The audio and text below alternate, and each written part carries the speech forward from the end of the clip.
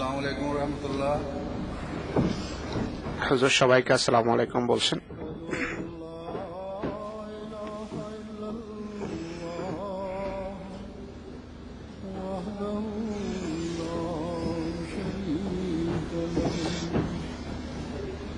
وأشهد أن محمدا عبده ورسوله أما بعد فأعوذ بالله من الشيطان الرجيم بسم الله الرحمن الرحيم الحمد لله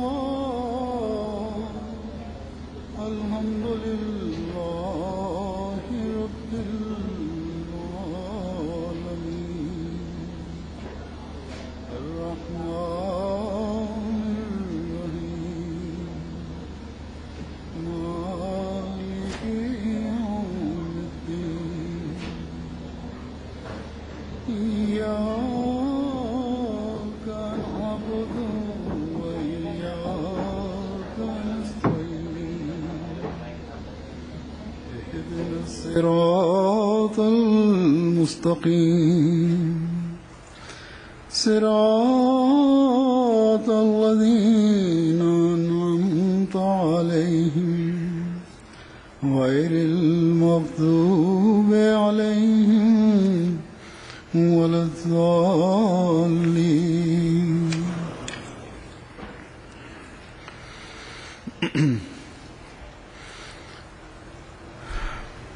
अल्लाह ताला के फजल से আল্লাহর বিশেষ অনুগ্রহে জলসার উদ্বোধন হচ্ছে এখন। रस्मी तौर पर इसलिए कि हम आज के खुतबे हमें तो जलसे का हिस्सा समझते हैं और बड़ी कोशिश करके इसमें शामिल होने के लिए বন্ধুরা इस मुल्क में এ- এই জলসা অংশগ্রহণের জন্য जलसे का অসাধারণ কষ্ট করে वालों के लिए এই জলসার উদ্দেশ্যে যাত্রা করেন। এই যারা ডিউটি করছেন, বিভিন্ন দায়িত্ব পালন করছেন, তারা আজকে নয় বরং 10-15 দিন থেকে, যখন থেকে এখানে কাজ আরম্ভ হয়েছে, জলসার ব্যবস্থাপনায় গতি আরাম সৃষ্টি হয়েছে, তখন থেকে আসলে তাদের ডিউটি আরম্ভ হয়। সহস্র সহস্র কর্মী ডিউটি দিচ্ছেন, দায়িত্ব পালন করছেন। আর আজ আপনারা দেখছেন भारतीय शहर একটি এই সুন্দর সাময়িক শহর এই কর্মীরা জলসার কার্যক্রমের জন্য গড়ে তুলেছেন, যাতে আপনারা সুন্দরভাবে আরামদায়কভাবে জলসা শোনার জন্য বসছেন। আজ পৃথিবীর যেখানে জামাত জলসা সালানা অনুষ্ঠান করে, একটা বিশাল ব্যবস্থা হাতে নিতে হয় জলসা অনুষ্ঠানের জন্য, কেননা এটি সামান্য সাধারণ কোনো জলসা নয়। আল্লাহর খাতিরে, আল্লাহ এবং রসুলের কথা শোনার জন্য, আত্মসংশোধনের জন্য এটি একটি বিশাল ইজতেমা যার ব্যবস্থা করা হয়। আলহামদুলিল্লাহ, আজ এই যুক্তরাজ্যের জামাত পুনরায় হযরত মসিহ মউদ আলাইহিস সালাতু ওয়াস সালামের এই ইচ্ছা, এই বাসনাকে বাস্তবায়ন এবং জামাতের সদস্যদের আধ্যাত্মিক পিপাসা নিবারণের জন্য এই জলসা অনুষ্ঠানের তারা সুযোগ পাচ্ছে। তা আমাদের সকলকে এই কথাটি আজকাল বিশেষভাবে দৃষ্টিগোচর রাখা চাই যে জলসার এই উদ্দেশ্য এবং লক্ষ্য অর্জনের জন্য এবং হযরত মসিহ মউদের এই বাসনাকে পরিপূর্ণ করার জন্য আমাদেরকে 3 দিন এখানে কাটাতে হবে, নতুবা এখানে আসা আমাদের বৃথা। জামাতের ব্যবস্থাপনা এবং কর্মীরা আপনাদের সুযোগ সুবিধা এবং জলসার ব্যবস্থাপনাকে উত্তম করার লক্ষ্যে নিজেদের সাধ্য অনুসারে যে চেষ্টা করেছে, তার সঠিক আপনারা প্রতিদান তাদেরকে দিচ্ছেন না বলে গণ্য হবে। নিঃসন্দেহে খোদার পবিত্র দৃষ্টিতে তাদের এই বিনয়াবনত চেষ্টা গ্রহণযোগ্যতার মর্যাদা পেয়ে তাদের জন্য পুণ্যের কারণ হবে, নেকির কারণ হবে, কিন্তু অংশগ্রহণকারীরা সেই অধিকার, সেই প্রাপ্য তাদের দিচ্ছে না এবং জলসার উদ্দেশ্য তারা বোঝেনি বলে গণ্য হবে। যদি জলসায় আসার জন্য আপনাদের যে দায়িত্ব আছে তা যদি আপনারা পালন না করেন তাহলে আপনারা নিজের নিয়ামত থেকে নিজেদের বঞ্চিত করছেন। তাই সবসময় যেভাবে আমি বলেছি, জলসা আসার যে উদ্দেশ্য এবং লক্ষ্য সেটিকে সামনে রাখবেন। হযরত মসিহ ইসলাম জলসার যে উদ্দেশ্যাবলী বর্ণনা করেছেন তা হলো, তিনি বলেন এটি হলো জুহুদ বা খোদাভীতি, তাকওয়া, হৃদয়ের কোমলতা, ভ্রাতৃত্ববোধ, বিনয়, সত্য এবং সততা এবং ধর্মীয় উদ্দেশ্যে একটা উৎসাহ, উদ্দীপনা, সমৃদ্ধ হওয়া। এখন এই কয়েকটি কথা আমি আপনাদের সামনে সংক্ষেপে ব্যাখ্যা করব। আমরা পড়িও আবার শুনিও আবার বলিও যে জুহুদ বা তাকওয়া এবং দুনিয়া বিমুখতা একটি মুমিনের বৈশিষ্ট্য, কিন্তু এর জুহুদ শব্দের প্রকৃত অর্থ নিয়ে আমরা চিন্তা করি না। এর যে এর প্রতি যে দায়িত্ব আছে তা আমরা পালন করি না। অনেক জ্ঞানী এই শব্দের অর্থও জানে, কিন্তু অনেক সময় ব্যক্তিগত স্বার্থ এই পথে বাদ সাধে, তারা এর উপর আমল করে না। আর সাধারণ মানুষের যতটুকু সম্পর্ক আছে, সাধারণ আহমদের যতটুকু সম্পর্ক আছে, আমরা জুহুদ শব্দের সাধারণ অর্থ যা বুঝি তা হলো নেকি এবং পুণ্য। কিন্তু যুগ ইমাম, যিনি এই যুগে খোদার সাহায্যে নতুন আকাশ এবং পৃথিবী সৃষ্টি করতে এসেছেন এবং করেছেন, তিনি যখন মান্যকারীদেরকে এই বিষয়ের প্রতি ডাকেন, তিনি আসলে তাদেরকে তখন সেই আধ্যাত্মিক ধনভাণ্ডারের প্রতি ডাকছেন যা পুণ্যের পূর্ণ মানে অধিষ্ঠিত হলে লাভ হয়, আর যা অর্জনের মাধ্যমে বান্দা খোদা তাআলার নৈকট্য লাভ করে। জাগতিক ধনভাণ্ডার খোদার নৈকট্যের কারণ হয় না, কিন্তু এই আধ্যাত্মিক ধনভাণ্ডার সেই ভাণ্ডার যা মানুষের আধ্যাত্মিক জীবনে নিশ্চয়তা দেয় এবং খোদার নৈকট্যের নিশ্চয়তা দেয়। কিন্তু এই আধ্যাত্মিক ধনভাণ্ডার সে লাভ করে যে এটি পাওয়ার জন্য যথাসাধ্য চেষ্টা করে।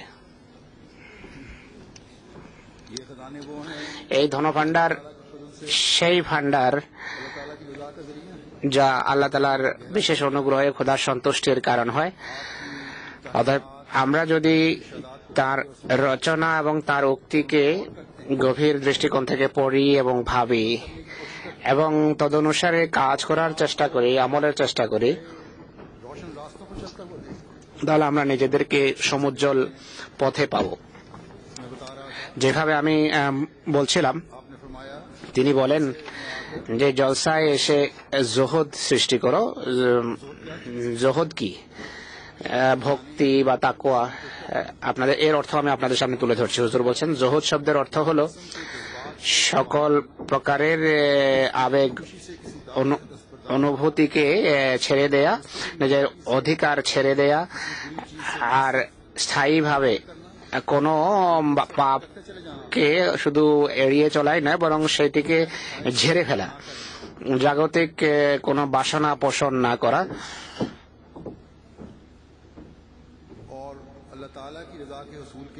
আল্লাহর সন্তুষ্টি অর্জনের জন্য কিছু কথা এড়িয়ে চলা, যা এড়িয়ে চলার জন্য আল্লাহ তাআলা নির্দেশ দিয়েছেন, এবং নেকি এবং পুণ্যকে অবলম্বন করা, নিজের সব বিষয় চাওয়া পাওয়া আল্লাহর উপর, আল্লাহর হাতে ন্যস্ত করা, আর শুধু খোদার সত্তাকে নিজের একমাত্র লক্ষ্য নির্ধারণ করা। হযরত মসিহ মউদ আলাইহিস সালাতু ওয়াস সালাম এই একটি শব্দের মাধ্যমে আমাদের সংশোধনের জন্য সেই ধনভাণ্ডার আমাদের সামনে তুলে ধরেছেন, যা যদি আমাদের জীবনের অংশ হয়ে যায় তাহলে আমাদের ইহ এবং পরকাল উভয়ই সুনিশ্চিত হয়ে যায়। আমরা যেভাবে জানি আল্লাহ তাআলা মহানবী সাল্লাল্লাহু আলাইহি সাল্লামকে আমাদের জন্য সর্বোত্তম আদর্শ হিসেবে প্রেরণ করেছেন এবং বলেন যে এই রাসূলের অনুসরণ এবং আনুগত্য করা যিনি তোমাদের আদর্শ। তিনি বলেন লাকাদ কানা লাকুম ফি রাসূলিল্লাহি উসওয়াতুন হাসানাতুন লিমান কানা ইয়ারজুল্লাহা ওয়াল ইয়াউমাল আখিরা ওয়া যাকারাল্লাহা কাসীরা। তোমাদের জন্য সে সকল লোকদের জন্য যারা আল্লাহ এবং পরকালের আশা রাখে এবং যারা আল্লাহকে অজস্র ধারায় স্মরণ করে, এতে তাদের জন্য আল্লাহ রসুলের মাঝে এক উত্তম আদর্শ রয়েছে। তাই তোমরা তার অনুসরণ করো। রসুল্লাহর জীবনের উপর যদি দৃষ্টিপাত করি তাহলে জোহদের কি দৃষ্টান্ত আমরা দেখি। জোহদের বাহ্যত অর্থ হলো বৈরাগ্য, কিন্তু রাসূলুল্লাহ সাল্লাল্লাহু আলাইহি সাল্লামের আরেকটি উক্তিও আছে যে ইসলামে বৈরাগ্য বলতে কিছু নেই। তিনি এটিও বলেছেন, হালালকে হারাম করা এবং নিজের সম্পদকে অনর্থক নষ্ট করার সাথে জোহদ বা বৈরাগ্যের সাথে কোনো সম্পর্ক নেই। যে নিজের সম্পদকে অনর্থক নষ্ট করে, জাগতিক ঝামেলাকে এড়িয়ে জঙ্গলে গিয়ে বসবাস করে, আত্মীয় স্বজনের অধিকার দেয়া থেকে বিরত থাকে, এটিও জোহদ বা তাকওয়া পরিপন্থী। তিনি বলেন জোহদ এর অর্থ হলো এই পৃথিবীতে থেকে আবেগ অনুভূতিকে আল্লাহর খাতিরে ভুলে যাওয়া, ছেড়ে দেয়া। কোনো অধিকার যদি ছাড়তে হয় আল্লাহর সন্তুষ্টির জন্য ছেড়ে দেয়া, জাগতিক চাওয়া পাওয়াকে খোদার সন্তুষ্টি অর্জনের পথে বাদ সাধতে না দেয়া, এটি হলো জোহদ। ধন সম্পদকে ধর্মের নামকে সমুন্নত করার জন্য খরচ করা, মানুষের অধিকার প্রদানের লক্ষ্যে খরচ করা, এটি হলো জোহদ। যদি ধন সম্পদ সে উপার্জনই না করে তাহলে ধর্ম এবং মানুষের অধিকার প্রদানের জন্য খরচ কিভাবে সে করবে? আল্লাহর রহমতে এমন আহমদীও আছে যারা কোটি কোটি টাকা আয় করে আর নিজেরা কোনোভাবে জীবনযাপনের জন্য ন্যূনতম টাকা রেখে কোটি কোটি টাকার তারা আর্থিক কোরবানি করে। অনেকে আমাকে লেখে যে অমুক কাজে এত টাকা লাভ হওয়ার আশা আছে। আমার ইচ্ছা হলো সেই সমস্ত লাভ যা কোটি কোটি টাকার অঙ্কের সমান তা কোনো জামাতে পরিকল্পনার জন্য দিয়ে দেব। অতএব এই সৌন্দর্য আজ শুধু জামাতে আহমদিয়ায় দেখা যায়। এই জামাতে এমন মানুষও আছে যাদের জগতের প্রতি অনীহা, এটি জগৎকে ছেড়ে দিয়ে নয় বরং এই দুনিয়াতে বসবাস করে নিজেদের বৈধ কামনা বাসনাকে কম করে দমন করে আল্লাহ তাআলার পথকে তারা প্রাধান্য দেয়। এটি সেই জোহদ বা সেই নেকি যা হযরত মসিহ ইসলাম আমাদের মাঝে সৃষ্টি করতে চেয়েছেন বা চান। এটি সেই জোহদ বা নেকি যা ইসলাম আমাদের মাঝে দেখতে চায়। হযরত মসিহ মাউদ আলাইহিস সালাতু ওয়াস সালাম এক জায়গায় বলেন, ধর্ম এবং দুনিয়া বৈষয়িকতা এক জায়গায় একত্রিত হতে পারে না। শুধু আল্লাহ যদি চান তাহলে তিনি কোনো ব্যক্তির প্রকৃতিকে এমন নেক করতে পারেন যে সে জাগতিক ব্যবসা বাণিজ্য করেও ধর্মকে সে প্রাধান্য দেয়। এমন ব্যক্তিও পৃথিবীতে থাকে। এক ব্যক্তির উল্লেখ তাজকিরাতুল আউলিয়ায় রয়েছে। সে সহস্র সহস্র টাকার ব্যবসা বাণিজ্যে ব্যস্ত ছিল। এক ওলিউল্লাহ তাকে দেখেছে এবং দিব্য দর্শনে তাকে দেখেন। তিনি সেই বুজুর্গ জানতে পারেন যে এমন ব্যবসা বাণিজ্যে এত ব্যস্ত থাকা সত্ত্বেও তার হৃদয়ে খোদা সম্পর্কে আদৌ উদাসীন নয়। এমন ব্যক্তির সম্পর্কে আল্লাহ তাআলা বলেন, লা তুলহিহিম তিজারাতুন ওয়ালা বাইউন আন যিকরিল্লাহ, কোন ব্যবসা বাণিজ্য কোন লেনদেন তাদেরকে উদাসীন করে না। আর এটি মানুষের পরাকাষ্ঠা যে জাগতিক কাজেও তার ব্যস্ত থাকা উচিত এবং তার এবং আল্লাহকে ভোলা উচিত নয়। সেই টাট্টু ঘোড়া কোনো কাজের নয়, যার উপর বোঝা চাপালে সেটি বসে যায় এবং যখন বোঝা থাকে না সে চলে। এটি প্রশংসা কিছু নেই। যে ফকির দুনিয়ার ভয়ে নিভৃতে জীবনযাপন আরম্ভ করে সে দুর্বলতা দেখায়, ইসলামে বৈরাগ্য নেই। আমরা কখনো বলি না যে মহিলাদের এবং স্ত্রী বাচ্চাদের পরিত্যাগ করো আর জাগতিক ব্যবসা বাণিজ্য ছেড়ে দাও, না, বরং চাকরিজীবীর উচিত সে তার দায়িত্ব পালন করা, আর ব্যবসায়ীর উচিত যথাযথভাবে ব্যবসা করা, কিন্তু ধর্মকে প্রাধান্য দেওয়া উচিত সব কিছুর উপর।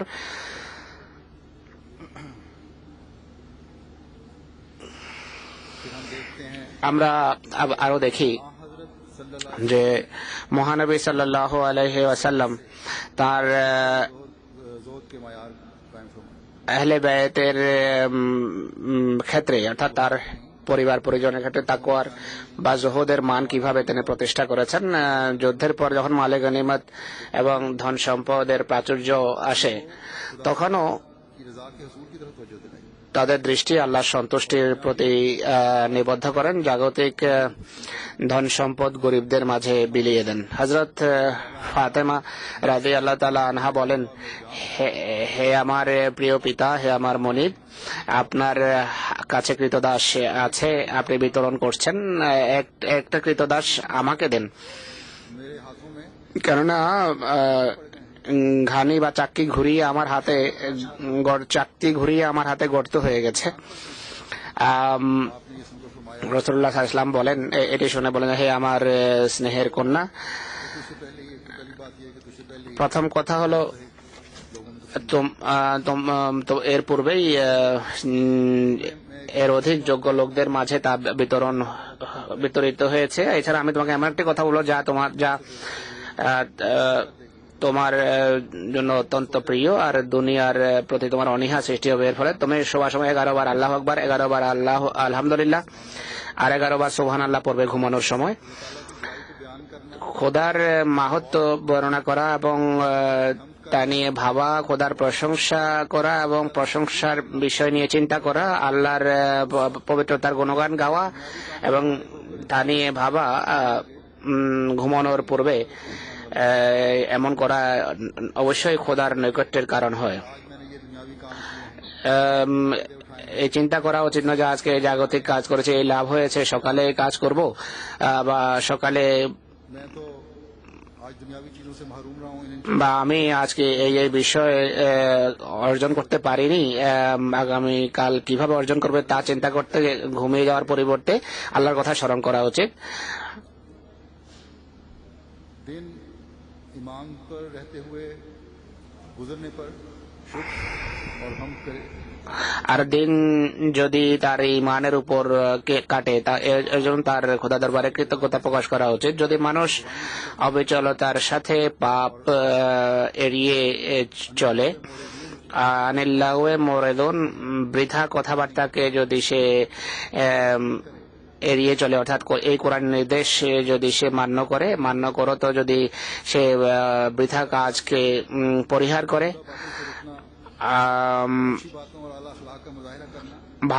অপছন্দনীয় কাজ পরিহার করা, ভালো কাজ করা, এটি হলো জুহুদ। নিজের আমি বা আমিত্ব বা অহমিকা ছেড়ে দিয়ে মীমাংসার ভিত রচনা করা, এটি হলো জুহুদ।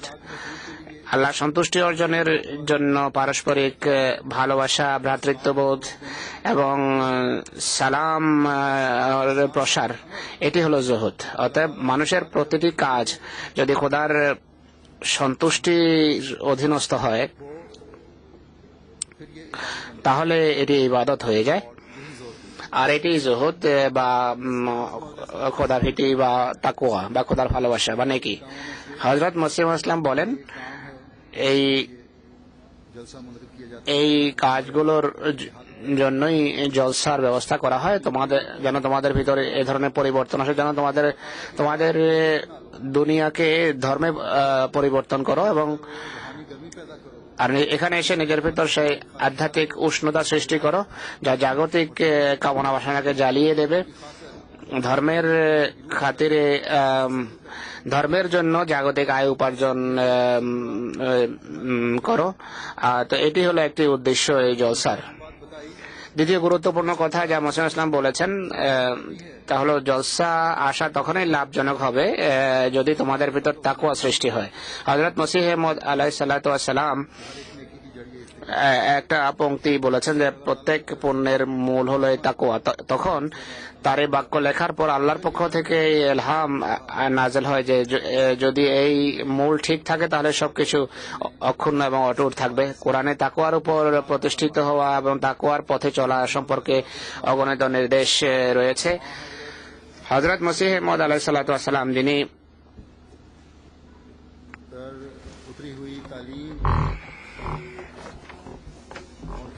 রাসূলুল্লাহ সাল্লাল্লাহু আলাইহি ওয়াসাল্লামের উপর যে শিক্ষা নাযিল হয়েছে এবং যে কিতাব নাযিল হয়েছে তা বিশ্বে পরিবর্তন করার জন্য আল্লাহ তাআলা তাকে বলেছিলেন যে তাকওয়া যা এই পৃথিবীর যা ধর্মের ভিত্তি এবং যার চতুর্পাশে কোরআনের সকল আদেশ নিষেধ ঘূর্ণায়মান, যদি মানুষ তা অবলম্বন করে তাহলে সে সত্যিকার মোমেনে পরিণত হয়।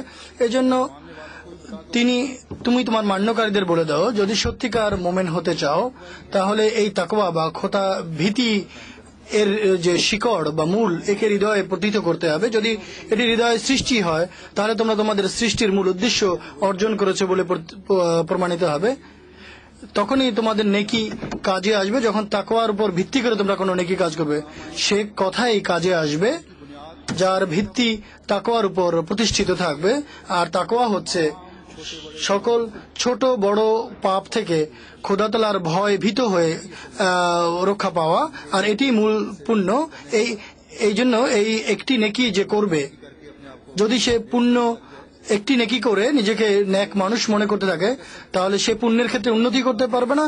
আর তাকওয়ার বা খোদাবিদির সেই মানেও সে উপনীত হতে পারে না যে মানে আমাদেরকে আল্লাহ এবং তার রাসূল উপনীত দেখতে চান। আল্লাহ তাআলা এক স্থানে তাকওয়ার চিহ্ন এভাবে বর্ণনা করেছেন, সূরা বাকারার আয়াত। আল্লাহ তাআলা বলেন, লাইসাল বিররা আন তাওয়াল্লু উজুহাকুম কিবালাল মাশরিকি ওয়াল মাগরিবি ওয়ালাকিন্নাল বিররা মান আমানা বিল্লাহি ওয়াল ইয়াউমিল আখির ওয়াল মালায়েকাতি ওয়াল কিতাবি ওয়ান নাবিয়্যিন ওয়া আতিল মালা আলা হুব্বিহি ওয়া ইতাইজিল কুরবা ওয়াল ইয়াতামা ওয়াল মাসাকিনা ওয়া ইবনাস সাবিল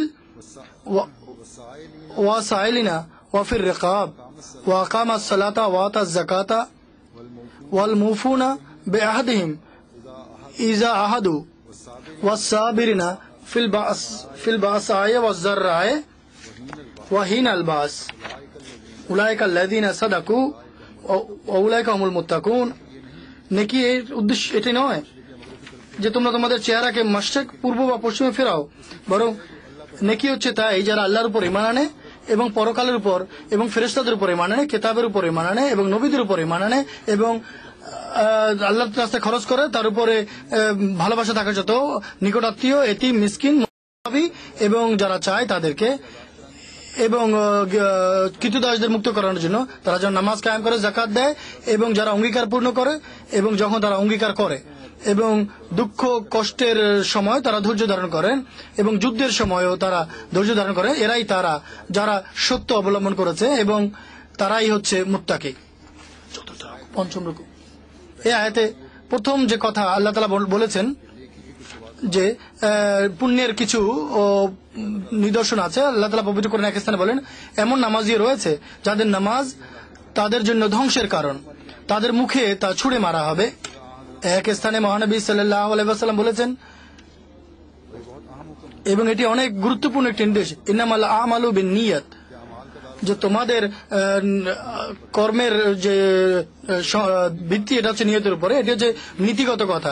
সত্যিকার নেকি বা পুণ্য তাই যা এই নিয়ত বা এই উদ্দেশ্যে করা হয় যে খোদা তাআলার হৃদয়ে ধারণ করে যে নেকি করা হয় তাই হচ্ছে সত্যিকার নেকি। এবং এই নীতিকে দৃষ্টিতে রেখে যে নেকি মানুষ করে তা মানুষের কল্যাণের জন্য, মানুষের ক্ষতির জন্য তা করা হয় না। যদি একদিকে এই অঙ্গীকার হয় যে আমরা অনেক নামাজ পড়ছি আর মসজিদে আমরা সমবেত হই, আর অপরদিকে যেভাবে আজকাল পাকিস্তান এবং বিশ্বের অন্যান্য দেশে মসজিদ এবং অন্যান্য স্থানে হচ্ছে আহমদীদের বিরুদ্ধে বিষোদ্গার করা হচ্ছে, খোদার নামে ইবাদতের জন্য যারা একত্রিত হয় এই নামধারী যারা ইবাদতের জন্য আসে তারা হযরত মসিহ মাউদ আলাইহিসসালাম এবং আহমদীদের বিরুদ্ধে নামধারী ওলামাদের কথা, ওলামাদের এই ধরনের বিশুদ্ধগার তারা প্রথমে শুনে। এই ধরনের ওলামা এবং এই ধরনের নামাজি তারা যদিও কিবলামুখী হয়ে নামাজ পড়ুক না কেন, তারা কিবলামুখী হয়ে দাঁড়ায় ঠিকই, কিন্তু আল্লাহ তাআলার দৃষ্টিতে এটি কোনো পুণ্য নয়। কেননা অন্যের আবেগ অনুভূতিতে ঠেস পৌঁছানো হয়, অন্যের প্রাণ নিয়ে তারা হুলি খেলে। আল্লাহ তাআলা এই নির্দেশ কখনো দেননি।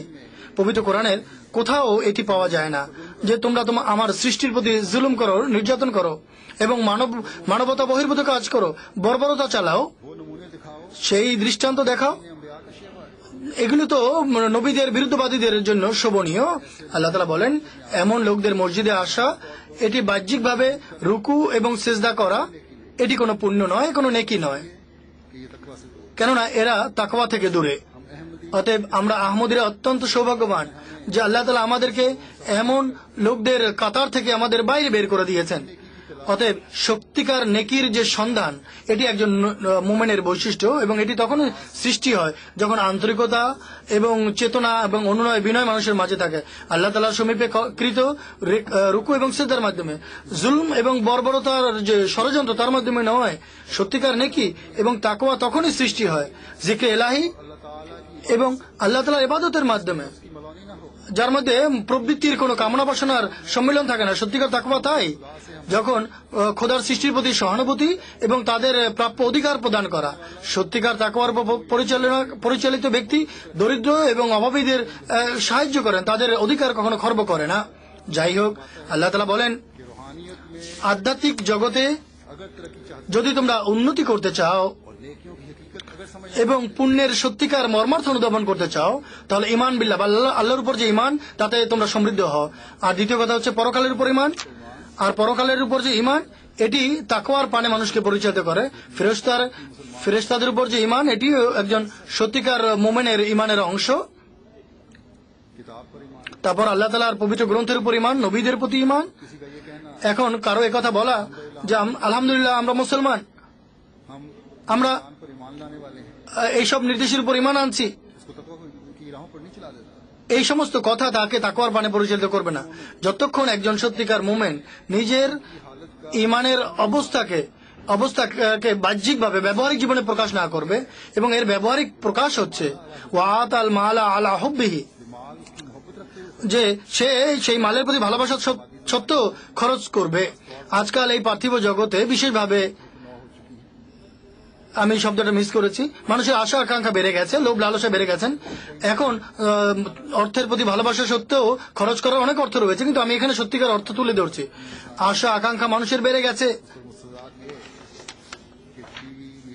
টেলিভিশন, মিডিয়া এবং রাস্তাঘাটে বিজ্ঞাপন, এগুলি মানুষের যে আকর্ষণ, বিভিন্ন ধরনের নতুন নতুন আবিষ্কার মানুষের আকৃষ্ট করে এবং সবাই আকাঙ্ক্ষা করে এটিও যেন আমার কাছে হয়, এই জিনিসও যেন আমার বাড়িতে থাকে, অথচ তাদের কাছে অর্থ সম্পদ কম থাকে। আর এখানে অর্থ সম্পদ খরচ করার যে বিষয়, এটির দিকে আমাদের দৃষ্টি দিতে হবে। যদি ধর্মের প্রতি যে ভালোবাসা আর তোমার ব্যক্তিগত যে আশা আকাঙ্ক্ষা, এটি যদি খোদা তাআলার পথে তোমাদেরকে খরচ করার ক্ষেত্রে অন্তরায় সৃষ্টি করে, তাহলে মানুষ মনে রেখো যে তোমরা তাকওয়া থেকে দূরে সরে গেছো। অনেকে এমনও থাকবেন যাদের সম্পদ অনেক আছে, কিন্তু ধর্মের প্রতি ভালোবাসা তাদেরকে, অর্থের প্রতি ভালোবাসা তাদেরকে আল্লাহর পথে খরচ করা থেকে বিরত রাখে। অনেক সময় মানুষ নিজের সম্পদ কোনো পূর্ণ উদ্দেশ্যে খরচ করে, কিন্তু জরিমানা মনে করে বাধ্য হয়ে এইভাবে খরচ করা সম্পর্কে আল্লাহ বলেন যে তাকওয়া অর্জনের জন্য আল্লাহর পথে খরচ সানন্দে হওয়া চাই, আনন্দের সাথে হওয়া চাই, জরিমানা মনে করে নয়, বা কোনো ওহদাদারের বাধ্য করার কারণে হওয়া উচিত নয়, বরং প্রকৃত মুমিনের হৃদয়ে ব্যাকুলতা থাকে এবং একটি উদ্দীপনা থাকে খোদার পথে খরচ করার। আর অর্থ সম্পদ খরচ করে সে একটা আনন্দ বোধ করে। আজ আল্লাহ তাআলার বিশেষ অনুগ্রহে আহমদিয়া জামাতে এমন সহস্র সহস্র পুরুষ এবং নারী, বরং বাচ্চারা রয়েছে যারা নিজেদের ধন সম্পদ আনন্দের সাথে খোদার সন্তুষ্টির জন্য খরচ করে, আর মনোদৃষ্টি আকর্ষণের প্রয়োজন হলে নিজেরা এসেই দেয়। বরং এক বাচ্চা, হুজুর বলছে এক বাচ্চা, বরং বাচ্চারা আমার কাছে আসে এবং বলে যে আমরা আমাদের জেব খরচের পুরো অঙ্ক অমুক খাতে খরচ করেছি বা দিতে চাই। ये ईमानी हालत है তো এই হলো ইমানের চিত্র যা আল্লাহ তাআলার ফজলে জামাতে আমরা দেখতে পাই।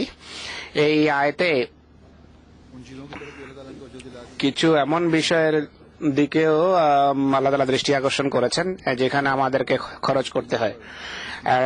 নিকটাত্মীয়, ইয়েতিম, মিসকিন, মুসাফির এবং ভিখারি, আর যারা দাসত্বের শৃঙ্খলে আবদ্ধ, যারা অনর্থ বিনা কারণে কারাগারে জীবনযাপন করছে, তাদের কারামুক্তির জন্য খরচ করা। এরপর ধর্মীয় উদ্দেশ্যে আর্থিক কোরবানির প্রতি অন্যত্র দৃষ্টি আকর্ষণ করা হয়েছে। ধর্মীয় উদ্দেশ্যে খরচ করো। অনেক সময় ধর্মের জন্য অর্থের প্রয়োজন হয়। এই সৌন্দর্য আজ শুধু জামাতে আহমদিয়ায় দেখা যায়। প্রত্যেক কাজের জন্য সুশৃঙ্খল ভাবে অর্থ সংগ্রহ এবং খরচের ব্যবস্থা রয়েছে। জলসায় যখন আসে মানুষ একটা নতুন প্রেরণার সাথে এই কোরবানি আরম্ভ করে জলসার পর। এটি তাকওয়ার ক্ষেত্রে উন্নতির কারণ। আরেকটি গুরুত্বপূর্ণ কাজের দিকে এই আয়াতে দৃষ্টি আকর্ষণ করা হয়েছে যে তোমাদের আধ্যাত্মিক উন্নতির জন্য তোমাদের ইবাদতের ব্যবহারিক অবস্থা, নামাজ প্রতিষ্ঠার রূপে হয়ে থাকে, এদিকে মনোযোগ দাও। আর নামাজ কায়েম বা জামাত নামাজ সময় তোমার মনোযোগ সম্পূর্ণভাবে খোদার প্রতি নিবদ্ধ রেখে তুমি খরচ করো। আমি পূর্বে দৃষ্টান্ত দিয়েছি যে কেমন নামাজ মানুষের মুখে ছুঁড়ে মারা হয়, সে নামাজ আসলে আল্লাহর শিক্ষা মান্যকারীদের নামাজ নয়। যদি নামাজে মনোযোগ নষ্ট হয়, সেক্ষেত্রে একামত সালার অর্থ হবে তোমার মনোযোগকে পুরো সচেতনতার সাথে খোদার ইবাদতের প্রতি নিবদ্ধ করার চেষ্টা করতে হবে। আর যদি মানুষ অনেক হয় এবং পুণ্যের প্রতি যদি মনোযোগ থাকে, যেভাবে এখানে আমরা জলসায় একত্র হয়েছে, তখন নামাজের দিকে মনোযোগ এমনিতেই নিবদ্ধ হয়। তখন সবার হৃদয়ে এই ধারণা আসে এবং আসা উচিত যে আমিও যেন এই কর্মশীলদের মতো হতে পারি। একে অন্যকে দেখে এই প্রেরণা সৃষ্টি হয়। অধিকাংশ মানুষ পরে চিঠি লেখে যে জলসার সময় ইবাদতে বিশেষ আনন্দ পেয়েছি, একটা বিশেষ পরিবেশ ছিল যা থেকে খুব লাভবান হয়েছে। হুজুর বলছেন যে যদি এভাবে আনন্দ পান, উপভোগ করেন, সেটিকে এরপর জীবনের স্থায়ী অংশ করে নেওয়ার চেষ্টা করতে হবে। এরপর জাকাত দেওয়ার প্রতি মনোযোগ আকৃষ্ট করা হয়েছে এই আয়াতে। পূর্বেও সম্পদের প্রতি ভালোবাসা সত্ত্বেও খরচের কথা বলা হয়েছে, এখন আবার জাকাতের প্রতি মনোযোগ আকৃষ্ট করা হয়েছে যে নামাজ কায়েম করার পাশাপাশি জাকাত প্রদানের প্রতি মনোযোগ আকর্ষণ হলো এটি যে যেখানে ইবাদতের মাধ্যমে আল্লাহর অধিকার প্রদান করছো, সেখানে জাকাত প্রদানের মাধ্যমে মানুষের অধিকার প্রদানের প্রতিও মনোযোগ থাকা চাই। মানুষের অধিকার যদি প্রদান না করো, তাহলে তোমাদের আল্লাহর অধিকার প্রদান এবং তোমাদের ইবাদতও নষ্ট হতে পারে। যেভাবে আমি পূর্বে দৃষ্টান্ত দিয়েছি যে এমন মানুষের নামাজ তাদের মুখে ছুঁড়ে মারা হয়। সে কারণে হযরত মুসলিম ইসলাম বলেন যে অনেক সময় বান্দার অধিকার, মানুষের অধিকার আল্লাহর অধিকারের তুলনায় বেশি গুরুত্ববহ হয়ে থাকে। যদি বান্দার অধিকার দেয়া না হয়, তাহলে আল্লাহর অধিকার অর্থহীন, কারণ আল্লাহর শিক্ষা হলো আল্লাহর বান্দাদের প্রাপ্য অধিকার তাদেরকে দেয়া। দ্বিতীয়ত জাকাত শব্দ এখানে দ্বিতীয়বার বলার উদ্দেশ্য হলো আর্থিক কোরবানির দিকে দৃষ্টি আকর্ষণ। অর্থাৎ প্রথমে যে কোরবানি হলো সেটি সম্পদের বাক্য বুঝিনি, কিছু মানুষের খেদমত করে বা কয়েক ব্যক্তিকে আর্থিক সাহায্য করে বা সাদকা দিয়ে তুমি যা কিছু করেছো মনে করো না যে এটি যথেষ্ট আর আমাদের আবশ্যকীয় চাঁদা দেওয়ার প্রয়োজন নেই বা আর্থিক কোরবানির প্রয়োজন নেই, জাকাত দেওয়ার এখন কোনো দরকার নেই। আল্লাহ বলছেন যে জাকাত দেয়া আবশ্যক। প্রত্যেক সংগতি সম্পন্ন ব্যক্তির সম্পদের উপর জাকাত দেয়া আবশ্যক। প্রথম আর্থিক কোরবানি মানুষের চাহিদা পূরণের জন্য ব্যক্তিগতভাবে দেওয়া যেতে পারে, যে বলেছে, কিন্তু এই যে কোরবানি যাকাতের আকারে যা বলা হয়েছে সেটি সমষ্টিগতভাবে করা আবশ্যক, যেন বাইতুল মালের নিজাম প্রতিষ্ঠিত হয়। আর সমষ্টিগতভাবে যেখানে মানুষের অধিকার প্রদান করা হয় সেখানে জামাতি অন্যান্য চাহিদাও যেন এর মাধ্যমে পূরণ হতে পারে। তো আল্লাহ তাআলা সকল অর্থে এক মোমেনের তাকওয়ার উন্নত মানে পৌঁছার পথ মোমেনকে দেখিয়েছেন। এরপর আবার অঙ্গীকার পূর্ণ করার প্রতি মনোযোগ আকৃষ্ট করা আছে সকল প্রকারের অঙ্গীকারের অন্তর্ভুক্ত। এক ধরনের আহাদ বা মুআহাদা মানুষের মাঝে হয়ে থাকে ব্যবসায়িক লেনদেনের চুক্তি বা আর পারস্পরিক লেনদেনের চুক্তি হয়ে থাকে, সেগুলোকে সম্মান করা, সেগুলো রক্ষা করা আবশ্যক যদি প্রকৃত মুত্তাকি হতে চাও। তারপর তাহলে কেবল এটি নয়, तकवा पर चलने के वाले के लिए তাকওয়ার উপর প্রতিষ্ঠিত বা চলার জন্য দেশীয় আইনের প্রতি শ্রদ্ধাশীল থাকা আবশ্যক। যদি তারা আল্লাহ তাআলার হুকুমের পরিপন্থী কোনো নির্দেশ দেয় তার ব্যতীত, যেভাবে পাকিস্তানে কত আইন এমন বানানো হয়েছে জামাতের বিরুদ্ধে, আইন প্রণয়ন করা হয়েছে জামাতের বিরুদ্ধে, যা আমাদেরকে ধর্মীয় যে আদেশ নিষেধ পালন করার ক্ষেত্রে প্রতিবন্ধকতা সৃষ্টি করে। এই যে আইনের প্রতি শ্রদ্ধাশীল থাকা, এটিও একজন নাগরিকের জন্য আবশ্যক। আর এটি একটি অঙ্গীকার পূর্ণ করা, তারা যেন সমাজের এবং দেশের কল্যাণের জন্য কাজ করে। অনুরূপভাবে একটি অঙ্গীকার ধর্মের উপর আমল করার অঙ্গীকার, এবং একজন আহমদী এই অঙ্গীকারকে বিভিন্নবার পুনরাবৃত্তি করে, এবং এই অঙ্গীকারের যে বিধিনিষেধ এটিও তাকওয়া পালনের জন্য আবশ্যক। ধৈর্য ধারণ করা এটি অনেক বড় একটি গুণ, এই জন্য এর প্রতি আল্লাহ তাআলা দৃষ্টি আকর্ষণ করেছেন। এবং যারা আল্লাহ তাআলার জন্য ধৈর্য ধারণ করেন, আল্লাহ তাআলা তাদেরকে অনেক সুসংবাদ দিয়েছেন। এবং এই ধৈর্যের যে প্রকাশ একটা হচ্ছে সম্মিলিতভাবে হয়ে থাকে, যা বিশ্বে বসবাসকারী প্রত্যেক আহমদী সে যেখানেই বসবাস করুক না কেন, তাকে বিরুদ্ধবাদীদের জুলম এবং নির্যাতনের সম্মুখীন হতে হয়। সে ধৈর্য ধারণ করে। আল্লাহ তাআলার অপার কৃপায় জামাতের এটি একটি অনন্য বৈশিষ্ট্য, যা বিশ্বের প্রত্যেক ভদ্র মানুষকে প্রভাবিত করে।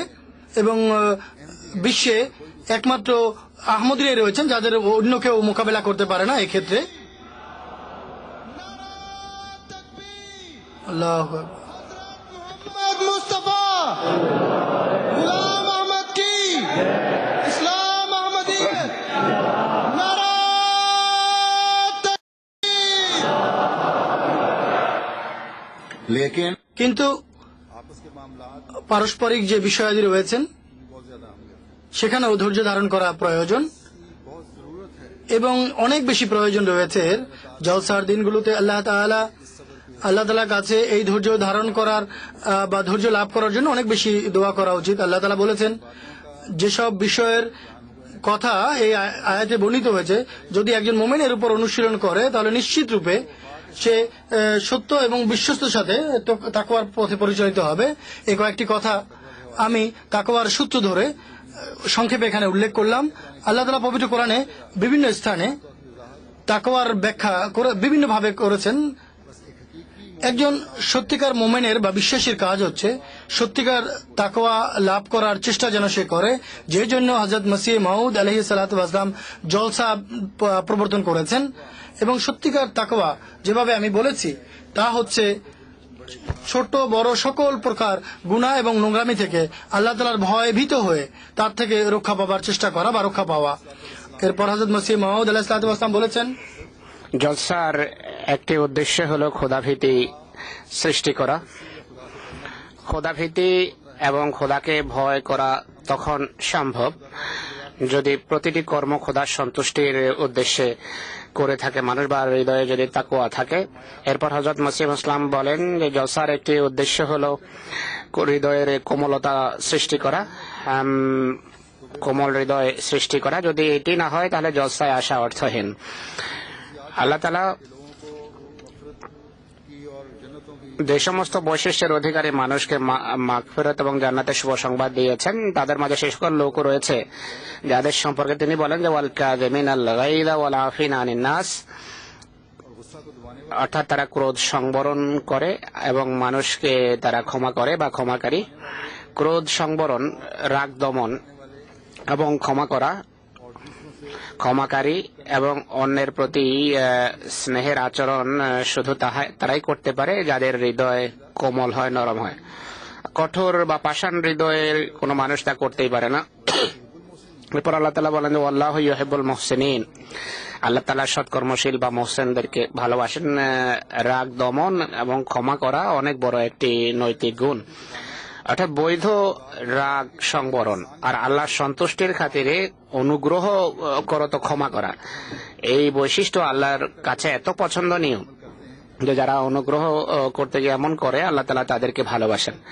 আর এই ভালোবাসার ফল এটি যে তাদের জন্য ক্ষমার দ্বার খুলে যায়, উন্মোচিত হয়, আর এর মাধ্যমে তারা জান্নাতে প্রবেশ করে। রাগ দমন করা এটি নিজে অনেক নিজ গুণে অনেক বড় একটি বৈশিষ্ট্য, কিন্তু রাগ দমনের পাশাপাশি মানুষ যদি সত্যি কথা কাউকে ক্ষমা করে আর হৃদয়ে যদি কোনো কলুষ বা পঙ্কিলতা না রাখে, তাহলে এটি প্রকৃত আফফ বা মার্জনা, এটি হলো হৃদয়ের কোমলতা। তো এই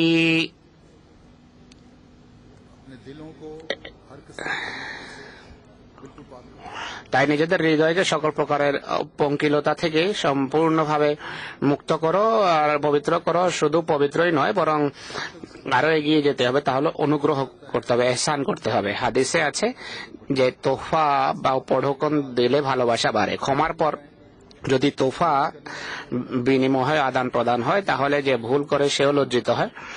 আর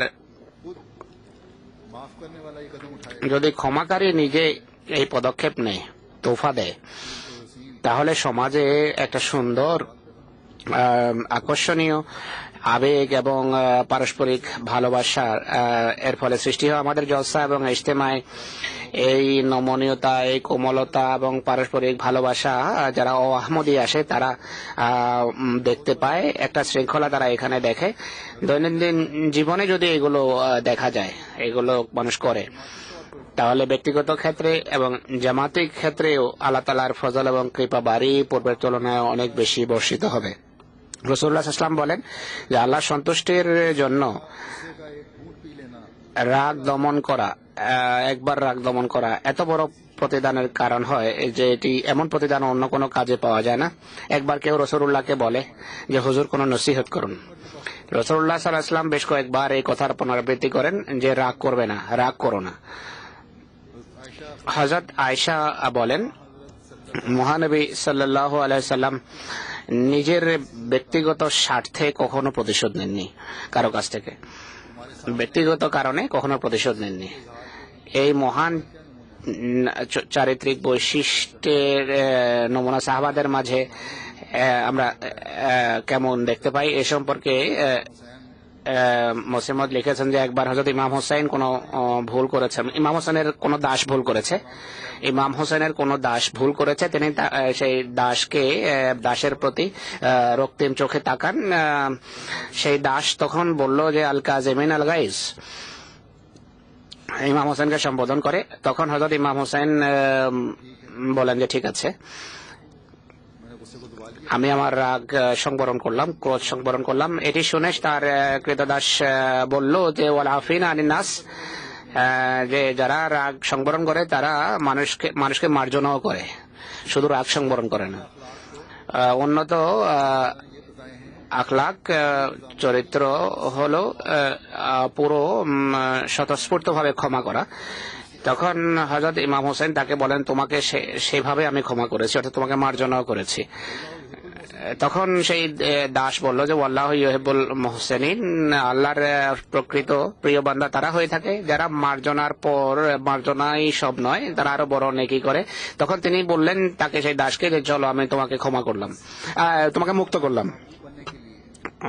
তাই খোদার প্রেমাস্পদ হওয়ার জন্য এই নমুনা অনুসরণ করতে হয়। আল্লাহর নামে এর ফলে হৃদয়ে কোমলতা সৃষ্টি হয়। আসল উদ্দেশ্য নিজের আমিত্বকে চরিতার্থ করা নয়, প্রতিশোধ নেওয়া নয়, বরং আসল উদ্দেশ্য হওয়া উচিত খোদার সন্তুষ্টি। আর এটি এক মোমেনকে সাজে। আল্লাহর সন্তুষ্টি তখন অর্জন হবে যদি খোদাভীতি থাকে হৃদয়ে। নতুবা প্রতিশোধ প্রবণরা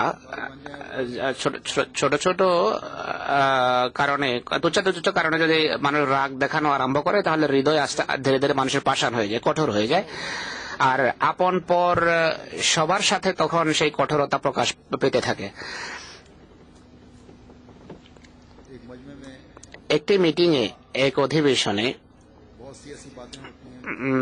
যেখানে এমন ধরনের অনেক কথা হয় যা কষ্টের কারণ হতে পারে বা হয়ে থাকে, এমন সময় মার্জনা এবং হৃদয়ের কোমলতা প্রদর্শন করা, এটি এক মোমেনের বৈশিষ্ট্য। মুসলিম ইসলাম বলেন যে জলসায় এসেছো, তাই এই বৈশিষ্ট্য নিজের মাঝে সৃষ্টি করো এবং মার্জনার মানকে উন্নত করো। অনেক সময় অনেকে এখানে আসে, তাদের পুরনো মনোমালিন্য থাকে, যে কারণে ঝগড়া বিবাদ হয়ে যায়, বিতর্ক হয়, বচসা হয়। তাই হুজুর বলছেন যে জলসার পরিবেশ এর ফলে প্রভাবিত হয়। তাই সবসময় স্মরণ রাখবেন যে এই যে বৈশিষ্ট্য এক আহমদের ভিতর থাকা আবশ্যক, অনেক বেশি থাকা চাই। হযরত মসিহ মাউদ ইসলাম বলেন যে স্মরণ রেখো যে মানুষের সুস্থ বিবেক এবং আবেগের ভিতর অনেক শত্রুতা রয়েছে। যদি অনেক বেশি জোশ আসে, তাহলে বিবেক সঠিক কাজ করে না। যে নমনীয়তা দেখায়, কোমলতা দেখায়, তাকে একটা জ্যোতি দেয়া হয়, যার ফলে তার চিন্তা ভাবনা এবং সমস্ত শক্তির ভিতর নতুন উজ্জ্বল সৃষ্টি হয়। আর আলো থেকে আলো সৃষ্টি হয়। রাগ এবং ক্রোধের সময় মানুষের বিবেক যেহেতু অন্ধকারাচ্ছন্ন থাকে, তাই অন্ধকার থেকে অন্ধকারেরই জন্ম হয়। তিনি আরো বলেন, স্মরণ রেখো যে ব্যক্তি কঠোর হয় আর হঠাৎ করে খেপে যায়, তার মুখ থেকে তত্ত্বজ্ঞানের কথা কখনো নিঃসৃত হতে পারে না। সে হৃদয় প্রজ্ঞা থেকে বঞ্চিত থাকে, যে প্রতিদ্বন্দ্বীর মোকাবেলায় খেপে গিয়ে সে ক্রোধের বা নিয়ন্ত্রণের বাইরে চলে যায়। অপালাপকারী এবং লাগামহীন ব্যক্তিকে সূক্ষ্ম চিন্তাধারা দেওয়া হয় না। ক্রোধ এবং প্রজ্ঞা, রাগ ও প্রজ্ঞা এক জায়গায় জমা হতে পারে না। যে ক্রোধের সময় নিয়ন্ত্রণের বাইরে চলে যায়, তার চিন্তাধারা মোটা হয়ে থাকে, কখনো কোনো ক্ষেত্রে সে বিজয় লাভ করতে পারে না এবং সেটাকে সাহায্য করা হয় না। ক্রোধ অর্ধেক উন্মাদনা, আর এটি যদি বেড়ে যায় তাহলে পুরো উন্মাদনায় রূপ নেয়।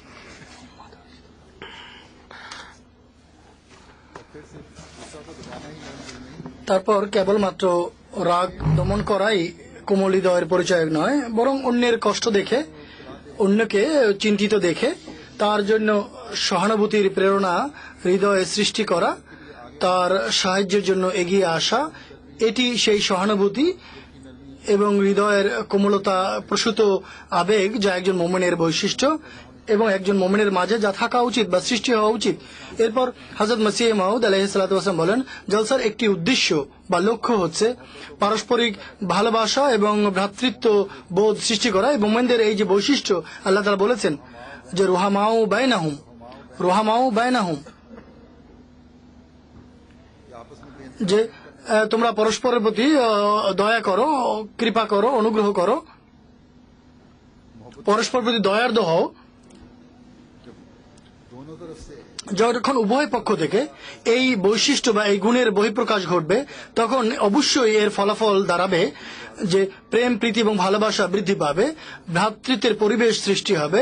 হযরত মসিহ মাউদ আলাইহিস সালাতু ওয়াস সালাম এক স্থানে বলেছেন যে তোমরা পরস্পর এমন হয়ে যাও যেভাবে এক মায়ের পেটের তোমরা দুজন আপন ভাই।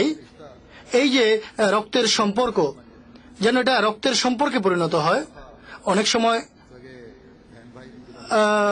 রক্তের সম্পর্কে ভাই বোনের মধ্যেও ঝগড়া বিবাদ হয়, শত্রুতা সৃষ্টি হয়, অনেক বিষয় এমন আছেন। আল্লাহ তাআলা এই ধরনের মানুষের উপর দয়া করুক। কিন্তু সাধারণত যে রক্ত সম্পর্কের প্রতি খেয়াল রাখতে হবে, যত্নবান হতে হবে। যাই হোক, হযরত মসিহ মাউদ আলাইহিস সালাম বলেছেন, যখন তোমাদের হৃদয়ের কোমলতা তোমাদের মাঝে সৃষ্টি হবে, তখন মার্জনা এবং সৎ ব্যবহার তোমরা উন্নতি করবে এবং রোহামু বায়নাহুম এর দৃষ্টান্ত তোমরা দেখাবে, পরস্পর প্রতি দয়ার হওয়ার দৃষ্টান্ত দেখাও এবং হৃদয়ের কোমলতার কারণে তোমরা একে অপরের যে অনুভূতি তার প্রতি তোমরা খেয়াল রাখবে। প্রেম, প্রীতি, ভ্রাতৃত্ব এবং ভালোবাসা এর পরিবেশ যেন তোমরা সৃষ্টি করতে পারো, এবং এটি এজন্য যে সত্যিকার মোমেন সর্বদা ইয়াবতাগুনা ফাদলাম মিনাল্লাহি ওয়া রিদওয়ানা এর চেষ্টায় রত থাকে। তারা আল্লাহ তাআলার কৃপা বাড়ি এবং তার সন্তুষ্টির ভিখারি হয়ে থাকে। তাদের রুকু এবং সেজদা এখানে এই উদ্দেশ্য লাভের জন্য হয়ে থাকে। সেখানে তারা পারস্পরিক ভালোবাসা এবং রক্ত সম্পর্কের যে আত্মীয়তা তাও তারা রক্ষা করে আল্লাহ তাআলার সন্তুষ্টি লাভের জন্য। মহানবী সাল্লাল্লাহু আলাইহি ওয়াসাল্লাম বলেছেন, হযরত আবু হুরায়রা রাদিয়াল্লাহু তাআলা থেকে বর্ণিত, যে আল্লাহ কিয়ামত দিবসে বলবেন যে কই সেসব মানুষ যারা আমার জালাল, আমার প্রতাপ এবং মাহাত্ম্যের কারণে একে অপরকে ভালোবাসত। আজ আমার ছায়া ব্যতীত অন্য কোনো ছায়া নেই, আমি তাদেরকে আমার রহমতের ছায়ায় তাদেরকে আশ্রয় দিব। এটি সেই পদমর্যাদা যা পরস্পরের প্রতি যারা ভালোবাসা রাখে তাদেরকে আল্লাহ তাআলা দিয়েছেন, আল্লাহ রাসূল দিয়েছেন। আর এটি বান্দার সাথে খোদার সম্পর্ক স্থাপনের কারণ হয়। বড় কে দুর্ভাগ্য এমন আছে যে খোদার রহমতের ছায়া থেকে বঞ্চিত থাকা পছন্দ করবে? নিশ্চয়ই কোনো সুস্থ বিবেক সম্পন্ন ব্যক্তি এটি পছন্দ করবে না। যার আল্লাহর উপর বিশ্বাস আছে সে এমন কথা পছন্দ করবে না। অতএব দেখুন যে খোদা কিভাবে বান্দাদের প্রতি অনুগ্রহ করছেন। কিন্তু আমরা যদি তুচ্ছাতি তুচ্ছ বিষয়ে এই ভ্রাতৃত্ববোধের সম্পর্ককে ছিন্ন করে তাহলে এটি দুর্ভাগ্য নয়তো আর কি। এমন মানুষকে ভাবা উচিত যারা নিজেদের হিংসা কিনা বিদ্বেষকে বছর পর বছর জিয়ে রাখে। তাই মসিহ মদের প্রেরিত হওয়ার উদ্দেশ্যাবলীর এটি বর্ণনা করেছেন যে পারস্পরিক ভালোবাসাকে তোমরা ভালোবাসার বন্ধনকে দৃঢ় করো, যেন এমন একটি জামাত প্রতিষ্ঠিত হয় যা ভালোবাসার ক্ষেত্রে আদর্শ স্থানীয় হবে। তাই জলসা সালানার উদ্দেশ্যাবলীর একটি হলো ভালোবাসা এবং ভ্রাতৃত্ববোধ, যা সৃষ্টির জন্য আমাদের সকলকে যথাসাধ্য এবং সর্বাত্মক চেষ্টা করা উচিত। পারস্পরিক মনোমালিন্য কে খোদার সন্তুষ্টির উদ্দেশ্যে আমাদের ছাড়তে হবে। এর ফলে যেখানে আমরা ব্যক্তিগতভাবে আধ্যাত্মিকতার ক্ষেত্রে উন্নতি করব, সেখানে জামাতি উন্নতির ক্ষেত্রে আমাদের অবদান থাকবে। আরেকটি উন্নত চারিত্রিক বৈশিষ্ট্য যেদিকে তিনি আমাদের মনোযোগ আকর্ষণ করেছেন তা হলো বিনয়। এই এই বৈশিষ্ট্য তখন সামনে আসে যখন মানুষের সাথে তার লেনদেন হয়। মানুষ সামনে দাবি করতে পারে যে আমি আপনার সেবক, বিনয়ী, এই ধরনের দাবি করতে পারে, কিন্তু যখন সময় আসে সে তার ভিতর অহংকার মাথা চারা দেয়। এটি এক মোমেনকে সাজানা। কোরআনে আল্লাহ তাআলা বলেন যে ইবাদুর রহমানিল্লাযীনা ইয়ামশুনা আলাল আরদি হাওনা ওয়া ইযা খাতাবাহুমুল জাহিলুনা ক্বালু সালামা। অর্থাৎ রহমানের বান্দা তারা যারা মাটিতে পৃথিবীতে বিনয়ের সাথে বিচরণ করে, অজ্ঞদের সাথে যখন তাদের কথাবার্তা কথা হয় তখন তারা বলে সালাম। এটি হলো প্রকৃত মোমেনের বৈশিষ্ট্য যে ইবাদুর রহমান হতে চায়। সাধারণ অবস্থায়ও তাদের জীবন থেকে বিনয় প্রকাশ পায়। আর অজ্ঞদের সাথে যখন তাদের বোঝাপড়া হয়, যারা তাদেরকে খেপানোর চেষ্টা করে, তখনও তাদের এই বিনয় প্রকাশ পায়। কারো বিনয় তখন প্রকৃতকে বোঝা যায় যখন তাদেরকে যখন তাকে খেপানো হয়, যখন প্রতিদ্বন্দ্বিতার সময় আসে। হযরত মুসলিম ইসলাম এমন একটি সময় সত্য বুঝে আল্লাহ সন্তুষ্টির খাতিরে যখন প্রতিদ্বন্দ্বিতা থেকে বিরত থাকেন, আল্লাহ তাআলা তাকে সম্বোধন করে বলেন যে তোমার বিনয়াবনত পন্থা তার খুব পছন্দ হয়েছে। তো এগুলো সেই বিনয়ের পন্থা যা প্রত্যেক আহমদের জন্য আদর্শ। মিথ্যা আত্মাভিমান এবং অহমিকা থেকে বাঁচার জন্য রহমান খোদার প্রকৃত দাসত্ব প্রকাশ করে, অজ্ঞদের মোকাবেলায় বিনয় প্রদর্শন করুন। দুর্ব্যবহারের উত্তর দুর্ব্যবহারের মাধ্যমে প্রদানের পরিবর্তে তাদের সংশোধনের চেষ্টা করা উচিত নমনীয়তার মাধ্যমে এবং কোমলতার মাধ্যমে। এরপরও যদি তাদের সংশোধন না হয় তাহলে ঝগড়া বিবাদ এবং আত্মাভিমান না দেখিয়ে সালাম করে সেই স্থান ছেড়ে চলে যান। এটি কোনো সামান্য বিষয় নয়, এটি আবেগকে নিয়ন্ত্রণ করা, এটি অনেক বড় একটি বিষয়। সবসময় স্মরণ রাখবেন যে অহংকার, আত্মাভিমান এবং মিথ্যা আত্মাভিমান, আত্মশ্লাঘার কারণে ঝগড়া বিবাদ দীর্ঘ হয়। সেই কারণেই আল্লাহ তাআলা এই শিক্ষা দিয়েছেন। এখানে রহমানের বান্দা শব্দ ব্যবহার করে এই নসিহত করা হয়েছে যে যদি আল্লাহ তাআলা যিনি সমস্ত বড়াইয়ের মালিক, তিনি যদি রহমানিয়তের অধীনে তোমাদের ক্ষমা করেন, তোমাদের মার্জনা করেন, কত ভুল তোমরা করো তা যা তিনি উপেক্ষা করেন, স্মরণ রেখো তাহলে তোমরা যারা তার বিনয়ী বান্দা, তোমরা নিজেদের বিনয় আচার আচরণে কার্যত প্রকাশ করে, যেন বোঝা যায় যে তোমরা রহমানের বান্দা, যেন রহমান খোদার রহমানিয়ত থেকে বেশি বেশি তোমরা অংশ পেতে পারো। সাধারণ অবস্থায় অত্যন্ত বিনয়ের সাথে আল্লাহর সৃষ্টির উপকারের চেষ্টা করো। কোনো অহংকার এবং বড়াই প্রকাশের জন্য নয়, বরং সৃষ্টির প্রতি প্রকৃত সহানুভূতির বশবর্তী হয়ে করো। আর যখন খেপানো হয় তখনও তোমরা মীমাংসার ভিত রচনা করে শান্তির প্রতিষ্ঠার চেষ্টা করো। অন্যত্র মানুষকে বিনয়ের প্রতি ডাকতে গিয়ে আল্লাহ তাআলা বলেন যে ওয়ালা তামশি ফিল আরদি মারাহা ইন্নাকা লান তাখরিকাল আরদা ওয়ালান তাবলুগাল জিবালা তুলা। আর পৃথিবীতে অহংকারের সাথে হাঁটবে না, আর পাহাড়ের উচ্চতায়ও তুমি পৌঁছতে পারবে না। অহংকারের সাথে চলা এই মাধ্যমে মানুষ কখনো উঁচু মর্যাদা লাভ করে না। আল্লাহ তাআলা বলেন যে তোমরা এই মাটির মানুষ জমি পৃথিবী সম্পর্কে, জমি সম্পর্কে, মাটি সম্পর্কে কখনো চিন্তা করেছো?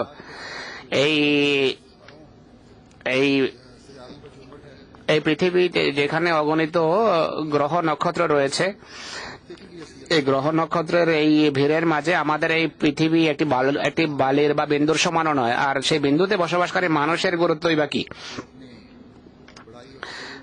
মানুষ যে অহংকারে লিপ্ত হয় তার গুরুত্বই বা কি, যে কারণে সে এইভাবে অহংকার করে? আমাদের এই জমি যা বিন্দুর তুলনায় ছোট, বলা হয়, লেখা হয় যে আমাদের জমি, আমাদের এই পৃথিবী এখানে কোনো জায়গায় ম্যাপে সেটিও খুঁজে পাওয়া যায় না, খুঁজে পাওয়া কঠিন। এই বিশ্বে যে এই যে ভূমণ্ডল রয়েছে এর গভীরেও মানুষ পৌঁছতে পারে না। যেখানে এর গভীরে পৌঁছতে পারে না সেখানে কি নিয়ে অহংকার করছে? তোমাদের জ্ঞান, তোমাদের বড়াই, তোমাদের অহমিকার মাঝে নয়, বরং তোমাদের বিনয়ের মাঝে, আল্লাহর সন্তুষ্টি অর্জনের মাঝে। আর যাকে আল্লাহ তাআলা বড় করেন, উঁচু করেন, সেই প্রকৃত অর্থে বড়। তোমাদের ধন সম্পদ, তোমাদের জাগতিক কোনো পদমর্যাদা, তোমাদের বংশের অহংকার, তোমার জাতিগত অহংকার কোনোভাবে কোনো মূল্য রাখে না। সেই শাখার মতো হয় যে শাখায় ফল ধরে এবং তা ফল ধরার কারণে তা জমির দিকে ঝুঁকে। তো বান্দার বিনয় সত্যিকার অর্থে খোদার নৈকট্যের কারণ হয় এবং তাকে উচ্চতা দান করে। হযরত মুসলিম ইসলাম এই জায়গায় বলেন যে সবার তুলনায় নিজেকে ছোট মনে করো, তাহলেই তুমি খোদার সাথে খোদার সাক্ষাৎ লাভ করতে পারবে।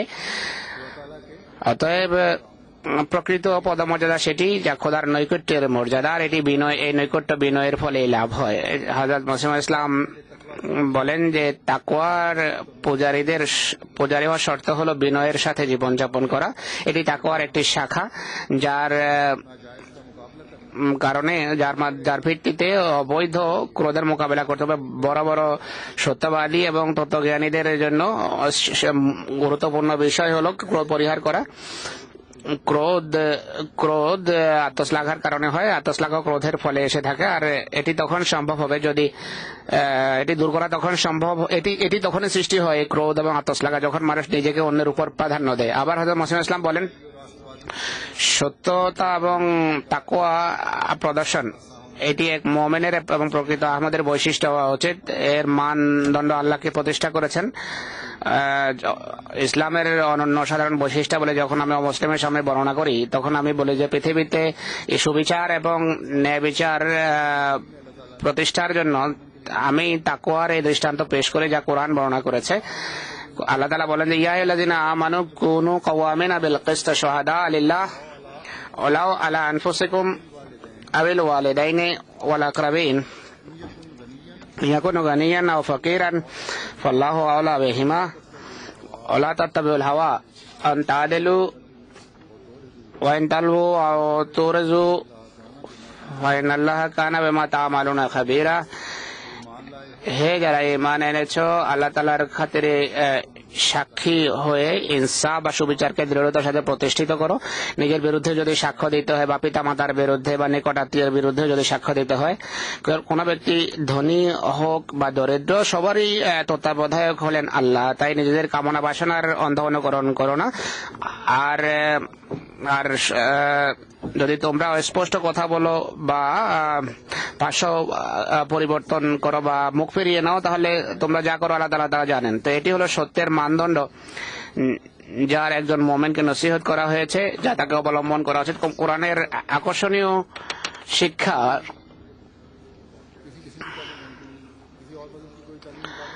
অন্য কোন ধর্মের ধর্মীয় শিক্ষা এই শিক্ষার মোকাবেলা করতে পারে না। হযরত মুসলিম ইসলাম এক জায়গায় বলেন, তাকওয়ার জন্য কোরআনে যত নির্দেশ রয়েছে আমি মোটে ভাবতে পারি না ইনজিলে তা 10 ভাগের 1 ভাগও থাকবে, এই কথা আমি ভাবতেই পারি না। আর হযরত মুসলিম ইসলাম বলেন যে আমি অনেক বড় পুরস্কার ঘোষণা করে খ্রিস্টান পাদ্রী চ্যালেঞ্জ দিয়েছি যারা ইসলামের এই শিক্ষা সম্পর্কে আপত্তি করে, কিন্তু মোকাবেলা কেউ আসেনি।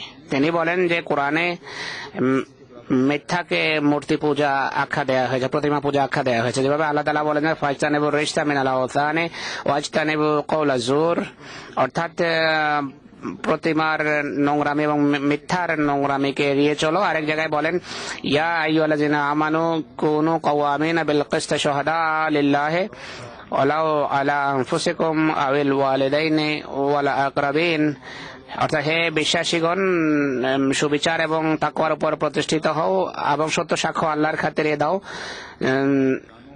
নিজে তোমাদের প্রাণও যদি এতে ক্ষতিগ্রস্ত হয় তাহলেও, বা তোমাদের পিতা মাতা বা নিকটাত্মীয়ের যদি এতে ক্ষতিও হয়, তারপরে সত্য সাক্ষ্য দাও। মুসলমানদের কত বড় দুর্ভাগ্য যে এই সুমহান শিক্ষা থাকা সত্ত্বেও পৃথিবীতে মিথ্যার জন্য আজকে পৃথিবীতে সবচেয়ে বেশি মুসলমানরাই বদনাম।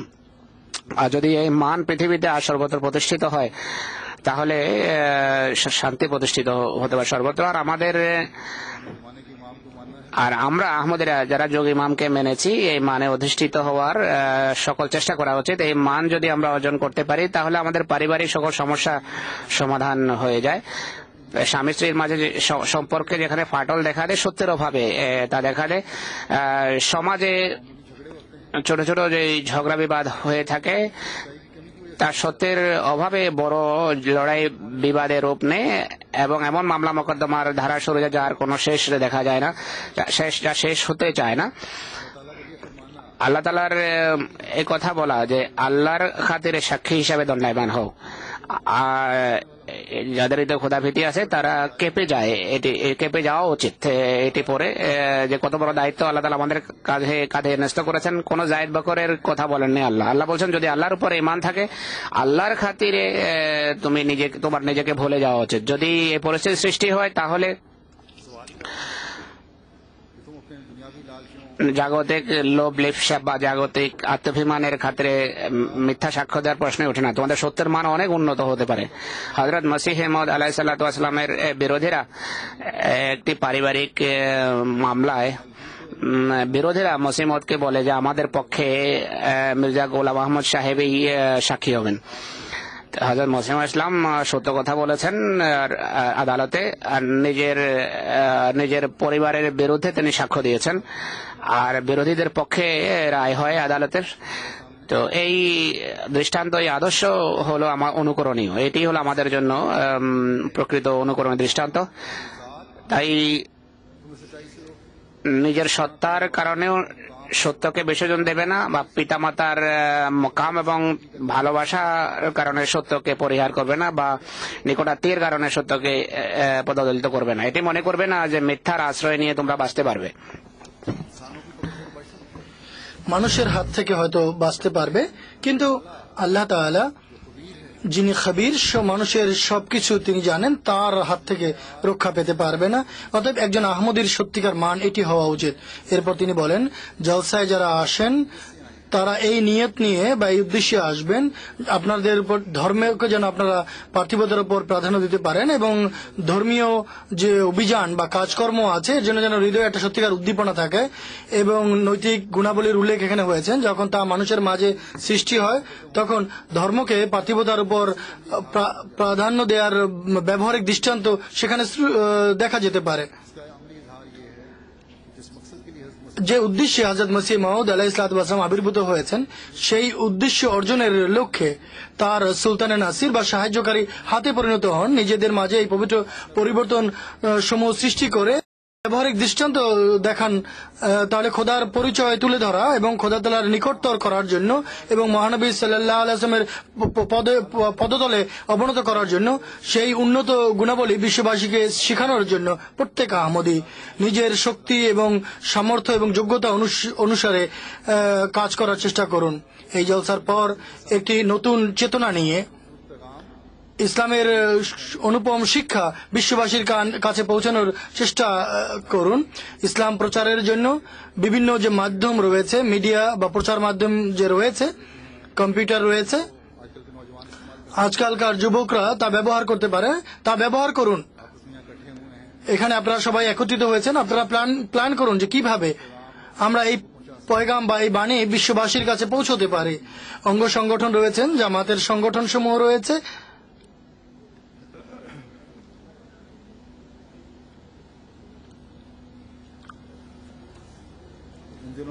এই দিনগুলোতে যেখানে নিজেদের ব্যবহারিক অবস্থার প্রতি মনোযোগ দিবেন, সেখানে মহানবী সাল্লাল্লাহু আলাইহি ওয়াসাল্লামের পতাকা তলে সমবেত করার জন্য, বিশ্ববাসীকে সমবেত করার জন্য দোয়া করুন। এই সম্মিলিত দোয়া যাতে পুরুষরাও অন্তর্ভুক্ত রয়েছেন, নারীরাও রয়েছেন, শিশুরাও আছে, যুবকরাও আছে এবং বৃদ্ধরাও আছেন। যখন এই সবার দোয়া সম্মিলিতভাবে খোদা তাআলার কাছে, খোদা তাআলার আরশে পৌঁছবে, তখন এই পথে আল্লাহ তাআলা নতুন নতুন পথ খুলে দিবেন, যে নতুন নতুন পথও আল্লাহ তাআলার নির্দেশনা অনুসারে আমরা দেখতে পাবো বা আল্লাহ তাআলা আমাদের জন্য খুলে দেবেন। বিজয়ের দৃশ্যাবলীও আমরা দেখবো ইনশাআল্লাহ তাআলা। গত 2-3 বছর পূর্বে আমি জামাতের দৃষ্টি এদিকে আকর্ষণ করেছিলাম যে জামাত যেন বিশ্বের সামনে জামাতের পরিচিতি তুলে ধরে বিজ্ঞাপন এবং লিফলেটের মাধ্যমে। আল্লাহ তাআলার ফজলে এই কাজ হয়েছে। এখন যে মন্ত্রী মহোদয় বক্তৃতা করেছেন, তিনি বললেন যে বাসে জামাতের শান্তির বাণী লাগানো হয়েছে বা বিজ্ঞাপন লাগানো হয়েছেন অনেক বিস্তারিতভাবে। আপনারা এর ফলাফল আমরা দেখতে পেয়েছি। কিন্তু এই যে পরিচিতি তুলে ধরা, এটি তো প্রথম পদক্ষেপ ছিল।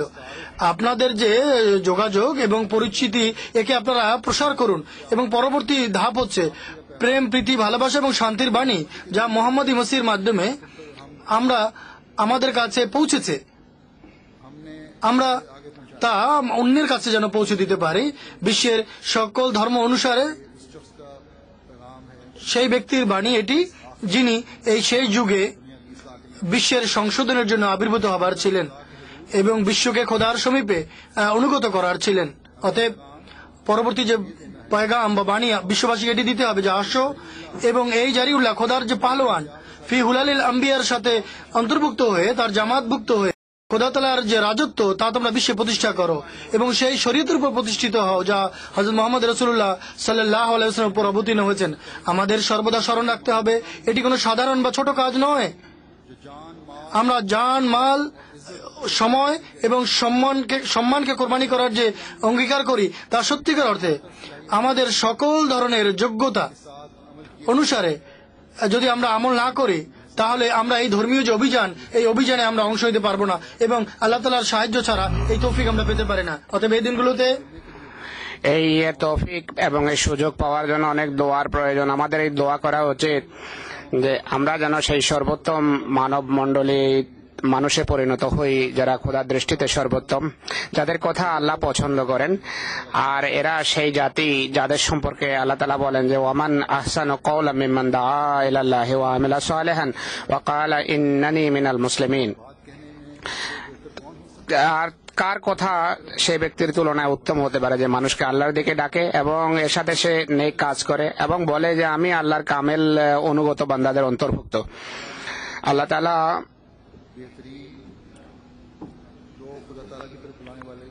যারা আল্লাহর দিকে মানুষকে ডাকে তাদেরকে সর্বোত্তম মানুষ আল্লাহ আখ্যা দিয়েছেন এই আয়াতে। তাই এই কথা মনে করবেন না যে শান্তি সংক্রান্ত লিফলেট বিতরণের পর আমাদের দায়িত্ব শেষ, আমরা কোটি কোটি সংখ্যা বিতরণ করেছি, কাজ শেষ, এটি নয়। বরং এরপর আমরা এখন আপনারা জামাতকে পৃথিবীতে পরিচিত করেছেন, শান্তির শিক্ষা তার শান্তির বাণী পৌঁছিয়েছেন, কিন্তু এরপর দায়িত্ব আপনাদের অনেক বেড়ে গেছে। এর ফলে তবলিগের পরবর্তী ক্ষেত্র সন্ধান করা আবশ্যক। দ্বিতীয়ত নিজেদের ব্যবহারিক দৃষ্টান্ত আবশ্যক, যা অন্যের দৃষ্টি আমাদের প্রতি আকৃষ্ট করবে, এর প্রয়োজন। কেউ আমাকে বলেছে যে মানুষ বলে যে এখন তো কাজ বড় সহজ হয়ে গেছে, যে শান্তির বাণী পৌঁছানোর পর শান্তির বাণী সংক্রান্ত লিফলেট পৌঁছিয়ে দাও, বিতরণ করো, তবলিগ এবং বয়স সম্পর্কে এখন কেন্দ্র আর জিজ্ঞেস করবে না। হুজুর বলছেন যে প্রথম কথা হলো কেন্দ্র জিজ্ঞেস করুক বা না করুক, খোদার দৃষ্টিতে যদি সর্বোত্তম ব্যক্তি হতে হয় তাহলে এই কাজের দিকে নিজ থেকেই এক মোমেনের দৃষ্টি নিবদ্ধ হওয়া উচিত। দ্বিতীয়ত এই বাণী এবং এই কাজের পর এমন কিছু মানুষও সামনে আসবে যাদের দৃষ্টি আপনাদের প্রতি নিবদ্ধ হবে এবং হয়ে থাকে, আর এর ফলে অনেক বয়ত হচ্ছে। তো মানুষের মনোযোগ যেখানে আকৃষ্ট হয়েছে এদিকে বা হচ্ছে, সেখানে আমাদের নিজেদের অবস্থা কেমন, আমরা কেমন, তাও মানুষ দেখবে। তো এই সম্পর্কে আল্লাহ তাআলা বলেন যে তবলিগের পাশাপাশি নিজের আমলেরও সংশোধন করতে হবে, তাহলে সর্বোত্তম আখ্যা পেতে পারো। আর তাহলেই তোমাদের কথার ওজন হবে, যে এই কথা গুরুত্ব পাবে যে আমি কামেল অনুগত বান্দাদের অন্তর্ভুক্ত। এখানে এসে জ্ঞানগত এবং শিক্ষামূলক বক্তৃতা থেকে লাভবান হয়ে একটা বিশেষ পরিবেশে প্রভাবিত হয়ে আল্লাহর বাণীকে পৃথিবীতে প্রচারের অর্থাৎ তবলিগের পরিকল্পনা করতে হবে। এর জন্য নিজের সাধ্য সামর্থ্য অনুসারে সময় এবং সম্পদের কোরবানি করেই আমরা লক্ষ্য অর্জন করতে পারি, আর এই লক্ষ্য অর্জনের চেষ্টা আমাদের করতে হবে। নতুবা যদি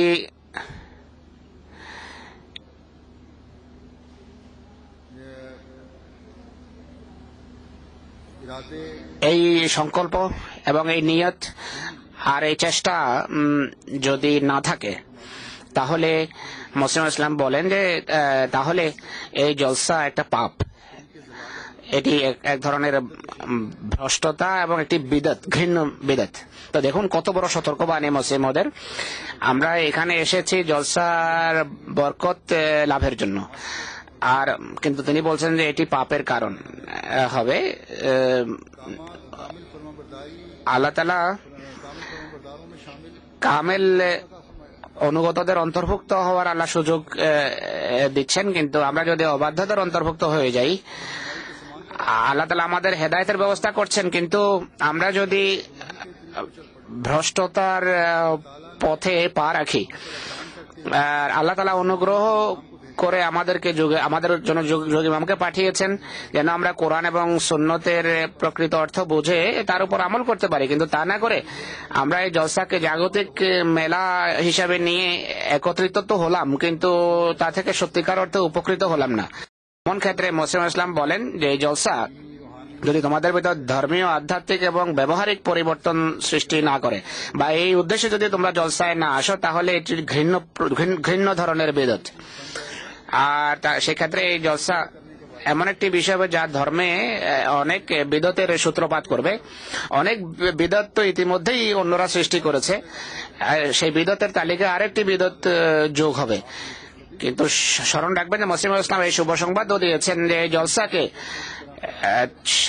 সাধারণ বা সামান্য মানবীয় জলসা মনে করবেন না। এটি সেই বিষয় যা সত্যের সমর্থন এবং ইসলামের নামকে সমুন্নত করার উপরে জলসার ভিত্তি।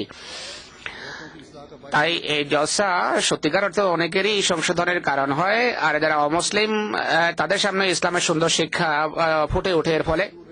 কিন্তু যারা এই বাস্তবতা থেকে দূরে থাকে আর যারা শুধু মেলা হিসাবে এতে অংশগ্রহণ করে, তারা যে সমস্ত পাপ এবং বিদতে নিমজ্জিত, সে তাদের পাপ এবং বিদত আরো বাড়ে এর ফলে। তাই আমাদের সবাইকে নিজেকেই খতিয়ে দেখা উচিত, বিশ্লেষণ করা উচিত, আত্মবিশ্লেষণ করা উচিত যে জলসায় দেখতে হবে জলসায় আসার যে উদ্দেশ্য আমার ক্ষেত্রে বাস্তবায়িত হচ্ছে কিনা। যদি তা বাস্তবায়িত হয়, তাহলেই মসিহ মদের জলসায় অংশগ্রহণকারীদের জন্য যে সমস্ত দোয়া করেছেন সেই দোয়ার আমরা উত্তরাধিকারী হতে পারবো। আল্লাহ তাআলা আমাদের সকলকে এই লক্ষ্য অর্জন এবং জলসার প্রকৃত মর্ম এবং তত্ত্ব অর্থ বোঝার তৌফিক দেন। খোদার ফজল এবং কৃপাবাড়িকে যেন আমরা সমবেত করতে পারি নিজেদের জন্য। আমি যে বলেছি যে এই দিনগুলোতে অনেক দোয়া করুন নিজের জন্য, নিজের ভবিষ্যৎ প্রজন্মের জন্য, যেন আল্লাহ তাআলা সর্বদা আমাদেরকে এবং আমাদের প্রজন্মকে জামাতের সাথে সংশ্লিষ্ট রাখেন। আর আমরা মুসলিম ইসলামের ইচ্ছা এবং তার শিক্ষা অনুসারে যেন জীবনযাপন করতে পারি। আল্লাহ এবং তার রসুল সাল্লাল্লাহু আলাইহি ওয়াসাল্লামের প্রকৃত ভালোবাসা যেন আমাদের হৃদয়ে সৃষ্টি হয়, যে এখানে নিজেদের নিজ ভাষায় নিজেদের জন্য দোয়া করবেন, সেখানে মসনুন দোয়াও করুন, দরুদ শরীফ পড়ুন বেশি বেশি। বরং বলতে হবে যে এই দিনগুলোতে দরুদ শরীফকে সকল দোয়ার উপর প্রাধান্য দিন। হৃদয়ের গভীর থেকে উদ্ভূত দরুদ শরীফ সমস্ত দোয়া কবুল হওয়ার চাবিকাঠি। আহমদিয়তের শত্রুদের দুর্বিসন্ধি এবং ষড়যন্ত্র থেকে আল্লাহর আশ্রয় আসার জন্য, আল্লাহর নিরাপত্তার বেষ্টনীতে স্থান পাওয়ার জন্য দোয়া করুন। শত্রুর সকল দুষ্কৃতিকে আল্লাহ তাআলা তাদের মুখে ছুঁড়ে মারুন। সকল আহমদীকে আল্লাহ তাআলা নিজের হেফাজত এবং নিরাপত্তার বেষ্টনীতে স্থান দেন। আর এই জলসা সকল অর্থে অশেষ বরকতের সাথে পরিসমাপ্ত হোক এবং পরবর্তী সমস্ত কার্যক্রম খোদার নিরাপত্তার ছায়ায় হোক। এখন দোয়া করুন।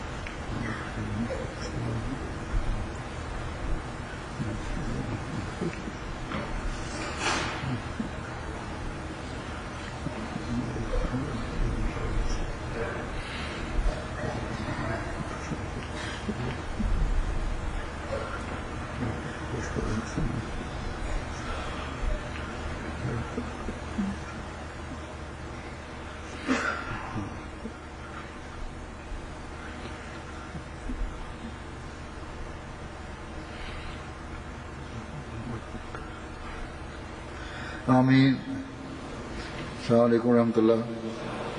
नारे तकबीर, नारे तकबीर। हजरत मोहम्मद मुस्तफा मोहसिन इंसानियत गुलाम अहमद की, गुलाम अहमद की, इस्लाम अहमदियत, जमात अहमदिया आलमगीर, खिलाफत